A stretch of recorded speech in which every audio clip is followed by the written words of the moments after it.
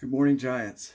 I'm going to talk about something out of my book called Should I, Shouldn't I? Just a series of questions you can ask to get yourself into action around things. One of the things that I've noticed lately is how many people are stuck in fear. And they use words like that, like I'm stuck.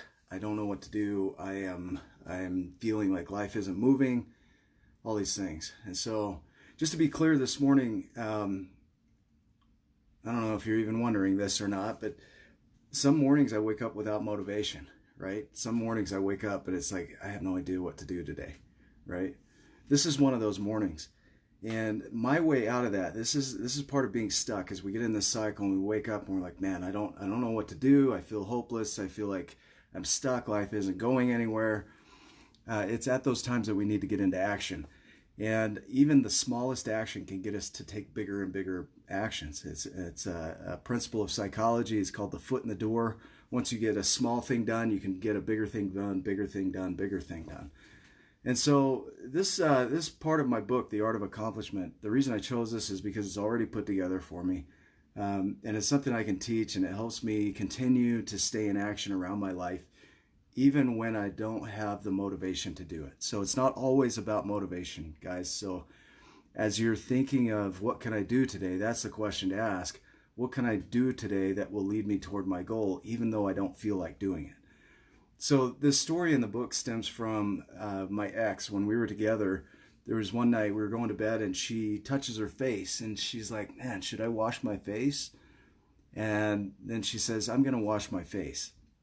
And I thought about that, and I was interested in the whole process of, should I do something, and then I'm doing it, I'm going to do it, and then I'm doing it, right? And there's this cycle that we follow, that we have this stimulus in our environment.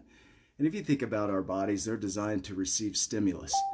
And so when stimuli come into our space, we either see it, smell it, taste it, hear it, something that causes us to want to take some form of action. And so we have this thought in our mind, should I do this thing or should I not? And then it goes from there to will I do it or will I not? So it's like, should I, will I? And then am I doing it or am I not? And then did I do it or did I not? And then it resets. And once we've completed it, or even if we don't, it resets and the stimulus is in the environment and we get triggered again, and then we go to work. Good morning, Renee. So when you're asking yourself questions, ask yourself questions, because what the questions do, I like to say, stay in the question. Because what happens is we want a question with an answer, but that doesn't really serve us. What we want are questions without an answer. Questions that cause us to come up with all the possibilities and solutions for a situation. And so by staying in the question, we're constantly asking ourselves, okay, what can I do today? So I hope that makes sense. So thumbs up if that catches you, if you understand what I'm talking about there. By staying in the question, we're allowing ourselves to come up with solutions. Stevie, you say, I use the phrase stuck a lot in the past 2 weeks. I swear you talk as if you hear I'm reading your thoughts. That was part of my degree. When I did my master's degree in psychology, they trained us how to read thoughts. So we're good at reading thoughts. I'm just kidding. We don't. I can't.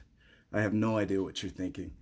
But I've heard a lot of people use that phrase, I'm stuck. And so I don't know if you guys have seen the movie Groundhog Day and how his life is the exact same. And some days my life feels like Groundhog Day. And you kind of wonder, okay, like this is miserable. And then it goes to like, okay, what can I do inside of this? And then it goes to, okay, what can I create from this? And so this form of questioning that I'm talking about here, the should I, shouldn't I, will I, won't I, am I not, did I not, thinking through that question cycle, you're going to be triggered to do things. And you get to ask the question, should I do this, should I not do this? And then will I do it, will I not do it? And that's where you get into action around it. And then when you're in action around it, you're asking the question, am I doing it or am I not doing it? And then after you do it, you say, did I do it or did I not do it? And adding to that, the questioning of what can I do today that would take me closer to my goal, even when I don't feel like it. And staying in the question, not fully answering it. just letting it run. What can I do? What can I do? What can I do? Never answer the question. Just find all the solutions and possibilities and then start acting on those. Like I said, this morning I woke up, I don't have any motivation this morning. None. I feel a drive to go back to my routines when that happens. So I go back to, make my bed. I'll probably do some meditation here in a minute. But I don't feel like doing it. So it's not about feeling like doing it. It's not about the desire to do it. It's about doing it, taking action on it. And so I would invite you today to think about what giant thing you can do in your life that you're not currently doing. We're in an environment that's changed everything for everyone. It's changed the way we've interacted with people. It's changing the way we do business. It's changing the way we socialize. So you have a choice to make. You can be stuck and not take action, which is a fear response, or you can get into action, which goes back into questioning. What can I do? Anything helps. It doesn't matter if it's a small step or not. Just take some step. And in doing that, you're going to create a bigger step and a bigger step and a bigger step. So get moving. There's a song from the old 50s Christmas shows, and it's old Kris Kringle, and he's singing, put one foot in front of the other, and soon you'll be walking out the door.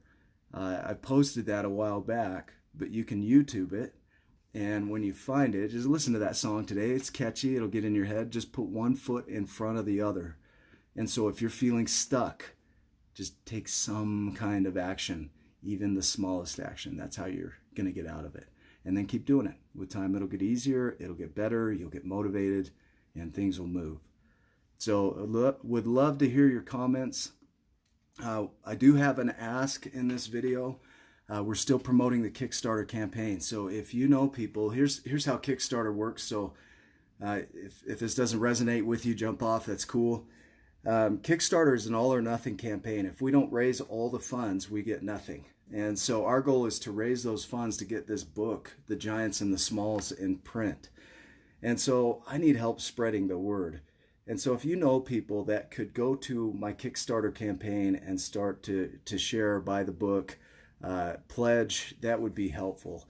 Because our goal is to get $9,500 raised by the 17th of April. So that's coming up pretty quick. So if you can help us with that, that would be awesome.